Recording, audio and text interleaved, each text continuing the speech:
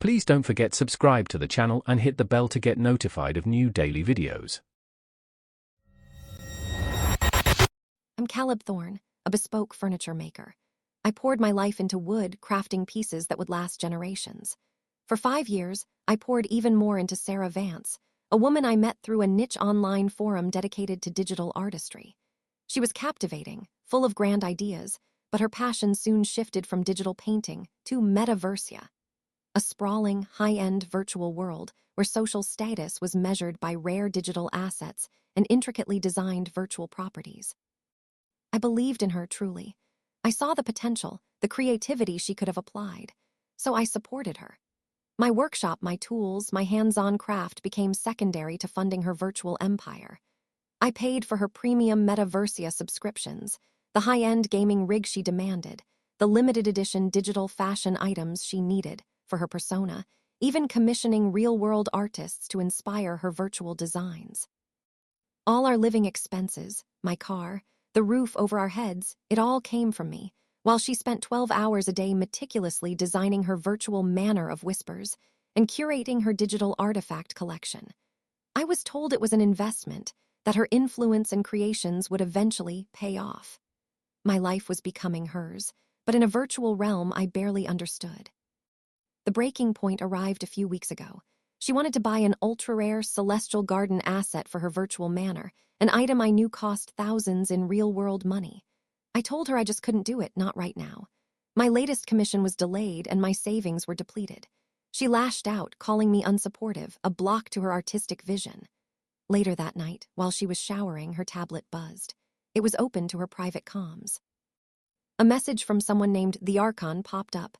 "Still milking your wallet bot for the celestial garden? He's pathetic." My blood ran cold. Then I scrolled. Screenshots of intimate moments between us, shared with laughing emojis. Messages detailing how I was a tool, how she was playing me to fund her MetaVerseia lifestyle. My entire body went numb. 5 years, everything I had sacrificed, for this. I wanted to scream, to smash everything, to wake her up and throw her out onto the street. But a cold, quiet fury settled over me. She didn't value me or anything real. She valued MetaVerseia. That was her life, her identity, her entire sense of self-worth. If I wanted to truly hurt her, I had to destroy the only thing she cared about. And I had the keys to the kingdom. Years ago, I'd set up her account, managed her complex passwords, and handled all the technical aspects of her streaming and content creation. I knew her login credentials by heart. I gave her a fake smile, pretended everything was fine, and even drove her to the airport the next day for a creative retreat at her sister's place, giving me a solid 48-hour window. The moment her plane took off, I drove home, the quiet rage burning in my chest. I poured myself a strong coffee, sat at my desk, and logged into her MetaVerseia account. The Manor of Whispers loaded an opulent, sprawling virtual estate she'd spent 3 years crafting, filled with hundreds of thousands of dollars worth of rare digital artifacts and fashion collectibles. Each piece a tiny shard of my own real-world effort and sacrifice. First, the inventory. I systematically listed every single ultra-rare digital fashion piece, every legendary artifact, every limited edition collectible she owned, on the public marketplace at laughably low prices.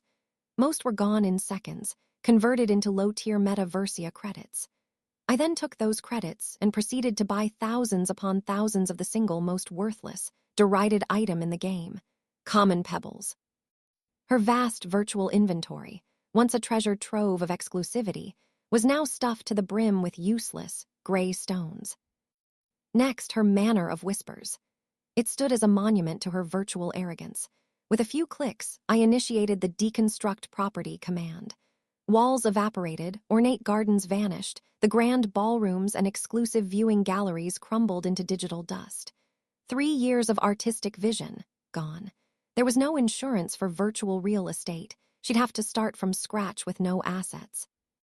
I wasn't done. Her MetaVerseia profile boasted a Master Artificer rank, proudly displayed next to her creations. Using a little-known developer oversight I'd once helped her fix, I accessed the back-end profile settings and subtly altered the metadata for her most celebrated original creations, flagging them with hidden markers indicating derivative work, and low-quality texture palette. This wouldn't immediately show up, but it would permanently lower her calculated creator authenticity score over time, effectively ruining her chances of ever reaching the highest echelons of artistic recognition again. It was a digital stain that would plague her. Then, the social network. I systematically unfollowed and blocked every single high-profile influencer, every digital celebrity, every important collector she had painstakingly cultivated connections with. Then, I spent her remaining MetaVerseia credits purchasing bulk follower bots and had them follow her. She'd wake up to thousands of new followers, all of them spam accounts, drowning out her legitimate network. Finally, the crown jewel. Her username, Clara Ascendant, was her brand, her identity. Using the monthly username change option, I changed it to The Wallet Bot Vance. It was a permanent mark, tied to the exact insult I'd seen. She wouldn't be able to change it back for another month, and by then, the damage would be catastrophic. The messages started arriving within hours of her plane landing. A barrage of texts, calls, and frantic MetaVerseia DMs. She thought she'd been hacked. Her virtual friends were mocking her new username, wondering about her pebble-filled inventory, asking why her manor had vanished. Her master artificer rank was slowly but surely decaying. She eventually called me, sobbing, her voice cracking with a devastation I'd never heard from her before.